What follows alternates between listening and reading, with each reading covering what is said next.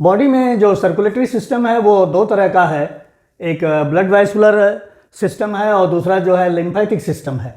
Blood vascular system को तो हम अभी आपको बताने जा रहे हैं, लेकिन लिम्फेटिक सिस्टम को हम इसके बाद के वीडियो में डिस्कस करेंगे। ब्लड वैस्कुलर सिस्टम तीन चीज़ों को इंक्लूड कर रहा है।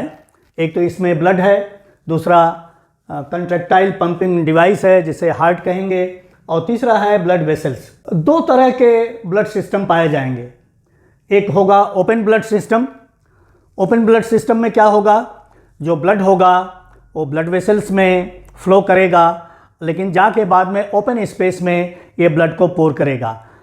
कहने का मतलब है कि ब्लड जो है ऐसे सिस्टम में बिल्कुल क्लोज्ड वेसल्स में नहीं रह पाता है, वो साइनसेस में बॉडी में चला जाता है, टिश्यू में चला जाता है वेसल छोड़ के। तो इस तरह से ये ब्लड जो जाएगा हार्ट से जाएगा, एओर्टा को जाएगा, आर्टरीज को जाएगा, और फिर हीमोसील जो ओपन स्पेस है टिश्यूज़ के बीच में, फिर उसी तरह से ब्लड कलेक्ट होके हीमोसील से फिर वो रिटर्न हो जाएगा ब्लड को। तो ये ओपन सिस्टम है जिसमें ब्लड बिल्कुल क्लोज्ड वेसल्स में नहीं रहता है, बल्कि ओपन टिश्यूज़ के डायरेक्ट कांटेक्ट में आ जाता है। टिश्यूज़ के डायरेक्ट कांटेक्ट में ब्लड आ गया तो यहाँ पर ये सिस्टम ओपन हो गया।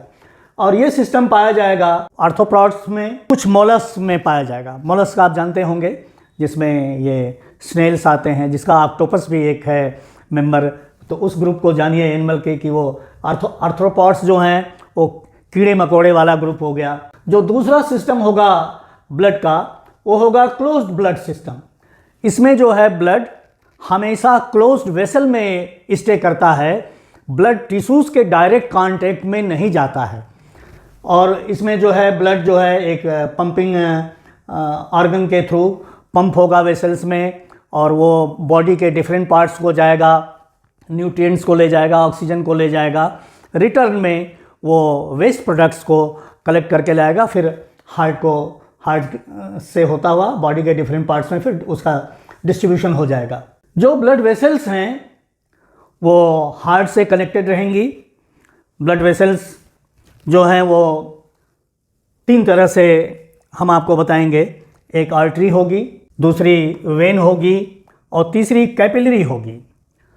आर्टरीज जो होती हैं वो ब्लड को हार्ट से अवे ले जाती हैं, हार्ट से दूर ले जाती हैं। दूसरी जो हैं ये वेन्स हैं, ये बॉडी के डिफरेंट पार्ट से इम्प्योर ब्लड को या डीऑक्सीजनेटेड ब्लड को हार्ट को लाती हैं। सिर्फ एक वेन छोड़ के जिसको कहते हैं पल्मोनरी वेन, वो लंग से प्योरीफाइड ब्लड या ऑक्सीजनेटेड ब्लड को हार्ट में लाती है। तीसरी होगी कैपिलरी। ये जो ब्लड वेसल है, कैपिलरी जो है आर्टरी और वेन को कनेक्ट करेगी। अब हम तीनों का थोड़ा सा आपको डिस्टिंक्शन बता दे रहे हैं। ये आर्टरी जो होगी वो थिक वॉल्ड होगी। इसमें ये देखिए ल्यूमेन है, ये ल्यूमेन बहुत छोटा इसमें होगा, और इसको कहेंगे, इस मेम्ब्रेन को कहेंगे, ये जो लाइनिंग है, और ट्यूनिका इंटिमा कहेंगे। ये एंडोथीलियम लेयर है। एंडोथीलियम स्क्वेमस सेल्स के द्वारा बनाई जाती है। स्क्वेमस एपिथीलियम ब्लड कैपिलरीज में एंडोथीलियम जानी जाती है, और एंडोथीलियम के जो सेल्स हैं उनके जहाँ पर जंक्शन होंगे बीच बीच में थोड़ा सा पोर होता है जिससे चीज़ें लीक करेंगी। आर्टरीज में जो है ये जो मिडिल का मसल लेयर है वो ज़्यादा होगा, और ये सबसे एक्सटर्नल में जो होगी ट्यूनिका एक्सटर्ना, जो कि कोलेजन फाइबर्स की बनी होगी, और ये जो है इनइलास्टिक होगा। इसमें इलास्टिसिटी बहुत कम होगी, या कहिए ना के बराबर होगी। इसमें ये ब्लड को हाई प्रेशर से हार्ट से बॉडी के डिफरेंट पार्ट्स को ले जाएंगी।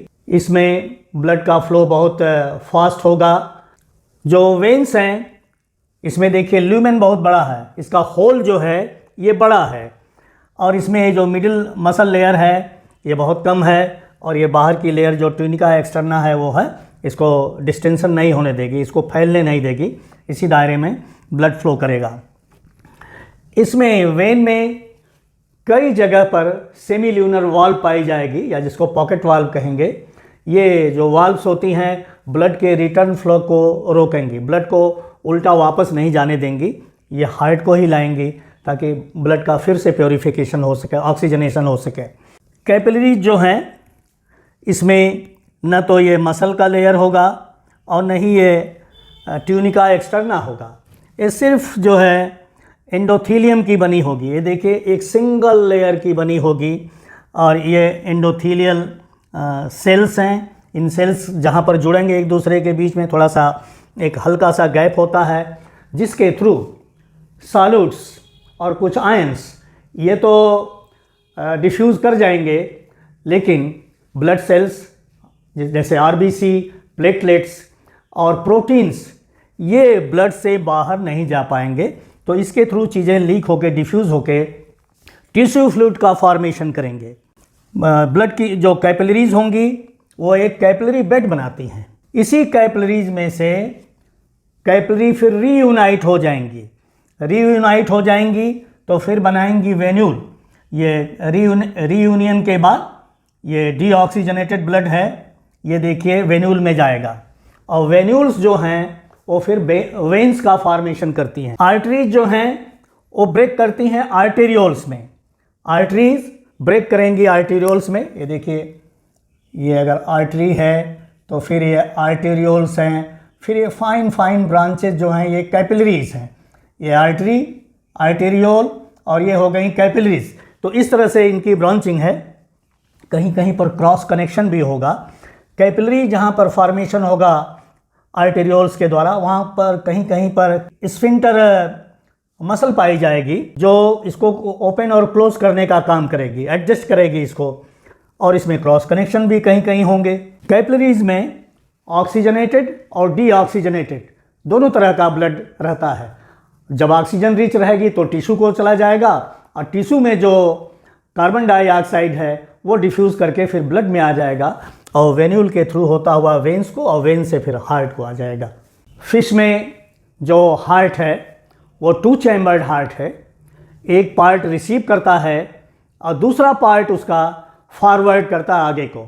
तो एक रिसीविंग चैम्बर होता है जिसमें साइनस वेनोसस और आरिकिल ये 2 पार्ट मिलकर रिसीविंग पार्ट बनाते हैं और वेंट्रिकल और कोनस आर्टेरियोसस मिलकर फॉरवर्डिंग पार्ट बनाते हैं और गिल्स को जाता है। गिल से प्योरीफाई होकर ब्लड, प्योरीफाई होने का मतलब ऑक्सीजनेशन हो जाना, ऑक्सीजन उसमें डिफ्यूज़ कर जाती है और फिर वो ब्लड सीधे डॉर्सल एओर्टा से पूरी बॉडी को जाएगा और फिर वो रिटर्न होके वेन्स के द्वारा फिर हार्ट को आ जाएगा। एम्फीबियंस और रेप्टाइल्स इनमें जो हार्ट है वो 3 चैम्बर्ड हार्ट है। इसमें 2 एट्रिया पाए जाएंगे लेकिन वेंट्रिकल एक ही पाई जाएगी। रेप्टाइल्स में एक एक्सेप्शन है क्रोकोडाइल जिसका हार्ट 4 चैम्बर्ड होता है। बर्ड्स और मैमल्स का हार्ट जो है वो 4 चैम्बर्ड हार्ट है। इसमें 2 एट्रिया पाए जाएंगे और 2 वेंट्रिकल्स पाए जाएंगे। इसमें डीऑक्सीजनेटेड ब्लड और ऑक्सीजनेटेड ब्लड दोनों सेपरेट कंपार्टमेंट्स में रहते हैं, दोनों की मिक्सिंग नहीं होती है।